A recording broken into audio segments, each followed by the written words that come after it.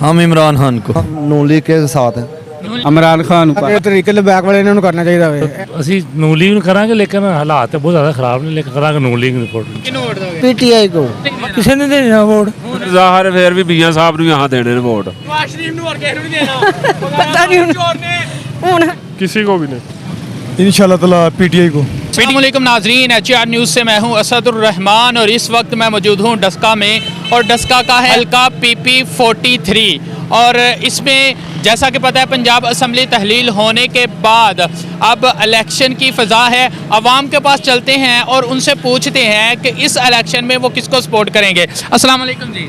वालेकुम अस्सलाम। सर कैसे हैं आप? अल्हम्दुलिल्लाह। अच्छा, इलेक्शन होने वाले हैं आपके इस हल्के में, किसको सपोर्ट कर रहे हैं? हम इमरान खान को इमरान खान को इंशाल्लाह जी इमरान खान को सपोर्ट करेंगे और सब भाइयों को और बहनों को बुजुर्गों को साथ लेके चलेंगे और खूब इमरान खान को सपोर्ट करेंगे। ਇਮਰਾਨ ਖਾਨ ਉੱਪਰ वजह ਇਮਰਾਨ ਖਾਨ ਇੱਕ ਸੱਚਾ ਹੱਕਾ ਕਪਤਾਨ ਹੈ ਸਾਡਾ, ਅਸੀਂ ਉਹਨੂੰ ਸਪੋਰਟ ਕਰਨਾ। इमरान खान को ਹਾਂਜੀ, ਇੱਕ ਅਜ਼ੀਮ ਲੀਡਰ ਹੈ ਸਾਡਾ।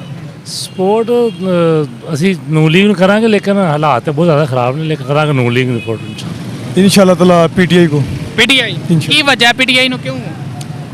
देखिए वजह ये है कि फर्स्ट ऑफ ऑल तो देखिए हमने पहले सब कुछ चेक किया हुआ है। नून लीग हो गई, पीपल्स पार्टी हो गई, ये थोड़े हट गए हैं ज़रा। तो आई होप कि ये इंशाल्लाह ताला इस हल्के में काम करेंगे। पर ये कि आवाम को भी चाहिए थोड़ी अवेयरनेस बनाएं आपस में। तो ये है कि लोगों में भी अवेयरनेस उसी लिहाज से नहीं पड़ी। जब से ये जमात तश्कील में आई है ना, आवाम में थोड़ी सी अवेयरनेस पहले से ज़्यादा। किसको वोट दोगे? पीटीआई को वजह ये बस मैं तो पहले भी आना हम। PTI सही है। हाँ जी, किसी को भी नहीं। वजह बस सारे चोर हैं भाई। सारे चोर, कोई एक बंदा भी अच्छा नहीं? नहीं, कोई भी पसंद नहीं है हमें। वैसे कैसा बंदा होना चाहिए जो आपको पसंद है? यार ईमानदार होना चाहिए बंदा, ठीक है। चोर इनकी तरह जितने भी देखे हैं सारे, किसी ने अवाम का भला नहीं किया। अस्सलाम वालेकुम। हाँ जी, क्या हाल है? ठीक हो? हाँ जी, शुक्र है अल्लाह। इस हल्के च दोबारा इलेक्शन हो रहे हैं, किन्नू सपोर्ट करोगे? वोट किन्नू दोगे? ਜਿਹੜਾ ਕੋਈ ਚੰਗਾ ਹੁਕਮਰਾਨ ਆ ਗਿਆ, ਕਿਹੜਾ ਹੈ ਚੰਗਾ? ਕੋਈ ਤੁਹਾਡੀ ਨਜ਼ਰ 'ਚ ਇੰਨੀ ਉਮਰ ਹੋ ਕੋਈ ਗਈ ਵੀ ਹੈ? ਨਹੀਂ ਚੰਗਾ, ਕੋਈ ਵੀ ਨਹੀਂ, ਹੁਣ ਕੋਈ ਵੀ ਨਹੀਂ ਚੰਗਾ ਹੈ ਪੁੱਤਰ, ਸਾਰੇ ਲੁਟੇਰੇ ਨੇ। ਹਾਂ, ਕੋਈ ਵੀ ਨਹੀਂ ਸਹੀ। ਨਾ ਇਮਰਾਨ ਖਾਨ ਸਾਹਿਬ ਨੇ ਕਿਹਾ ਸੀ ਮੈਂ ਤਬਦੀਲੀ ਲੈ ਕੇ ਆਵਾਂਗਾ, ਹੁਣ ਚੰਗੇ ਲਿਆਂਦੇ ਉਹਨੇ ਤੋਂਦੜੀ ਇੰਨੀ ਮਹਿੰਗਾਈ ਕੀਤੀ ਨਾ ਹਰ ਚੀਜ਼ ਦੀ, ਨਹੀਂ, ਹੁਣ PDM में ਇਹਨੇ ਵੀ ਕਿਹਾ ਸੀ ਮਹਿੰਗਾਈ ਖਤਮ ਕਰਾਂਗੇ, ਪਰ ਤਾਂ ਇਹਨੇ ਵੀ ਨਹੀਂ ਕੀਤੀ ਤੇ ਗਰੀਬ ਬੰਦਾ ਤੇ ਮਾਰਿਆ ਗਿਆ ਤੇ ਕੀ ਕਰਨਾ ਫਿਰ ਗਰੀਬ ਨੇ। ਫਿਰ ਕਿਹਨੂੰ ਵੋਟ ਦੋਗੇ ਜੇ ਸਾਰੇ ਇੰਜ ਦੇ? ਨਵਾਜ਼ ਸ਼ਰੀਫ ਨੂੰ ਹੋਰ ਕਿਸੇ ਨੂੰ ਨਹੀਂ ਦੇਣਾ। ਪਤਾ ਨਹੀਂ ਚੋਰ ਨੇ। ਹੁਣ ਜੇ ਵੇਖੀਏ ਮੁਲਕ ਦੇ ਹਾਲਾਤ ਵੇਖੀਏ ਤੇ ਸਾਨੂੰ ਤੇ ਦੋਵੇਂ ਪਾਰਟੀਆਂ ਜਿਹੜੀਆਂ ਨਾ, ਅੱਲਾ ਹੀ ਮਾਫੀ ਤੇ ਅਸੀਂ ਤੇ ਇਹਨਾਂ ਕੋਲ ਫਰਿਸ਼ਤੇ ਹੀ ਆਈ ਜਾਣ ਦੁਨੀਆ ਤੇ ਉਹ ਹੀ ਕਾਮਯਾਬ ਪਾਕਿਸਤਾਨ ਨੂੰ ਕਰ ਛੱਡੇ ਤੇ ਸਾਰੇ ਖਾਣ ਵਾਲੇ ਨੇ।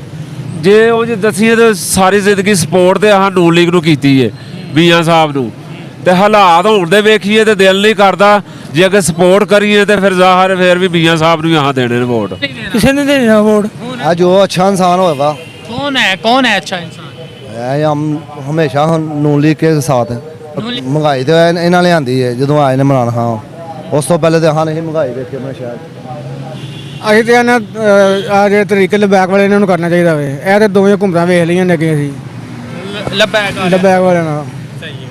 ਤੇ ਦੂਸਰੀਆਂ ਹੁਕੂਮਤਾਂ ਤੋਂ ਵੀ ਨਾਕਾਮ ਹੋ ਗਈਆਂ। ਨਾਕਾਮ ਹੋ ਗਈਆਂ। ਚਲੋ ਕੋਈ ਨਹੀਂ ਪੁੱਛਣ ਵਾਲਾ ਹੈ, ਕੋਈ ਸਭ ਜਿੱਦਾਂ ਪੁੱਛ ਲਵੋ, ਸਾਰਾ ਰੇਟ ਵੱਖਰਾ ਵੱਖਰਾ, ਆਪਣਾ ਆਪਣਾ ਰੇਟ ਹੈ। ਨਾ ਤਾਂ ਕੋਈ ਹੁਕੂਮਤ ਪੁੱਛਣ ਡਈ ਹੈ ਤੇ ਨਾ ਇੱਥੇ ਦਾ ਕੋਈ ਇੰਤਜ਼ਾਮੀਆ ਪੁੱਛਣ ਡਈ ਹੈ ਇਹਨਾਂ ਨੂੰ। ਸਾਰੇ ਹੀ ਬੇਦਰ ਨੇ, ਜਿਹਨੂੰ ਮਰਜ਼ੀ ਪੇ ਕਰੋ। ਇੱਕ ਕੋਈ ਬੰਦਾ ਵੋਟ ਕਿਹਨੂੰ ਦੋ? ਸਹੀ ਗੱਲ ਦੱਸੇ ਨੇ, ਸਾਰੇ ਹੀ ਬੇਦਰ।